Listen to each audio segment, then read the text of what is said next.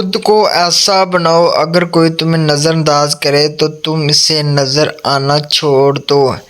جب دل بھر جائے کسی سے تو پھر سسکیاں، آنسو، منتیں، ترنے سب بیکار ہو جاتے ہیں۔ گفتگو کیجیے، یہ فطرت انسان ہے۔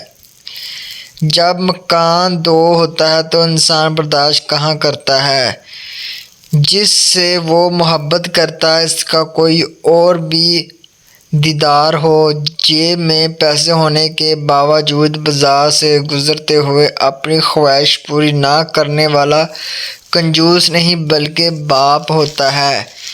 جیب میں پیسے ہونے کے باوجود بازار سے گزرتے ہوئے اپنی خواہش پوری نہ کرنے والا کنجوس نہیں بلکہ وہ اپنا ایک باپ کہلاتا ہے۔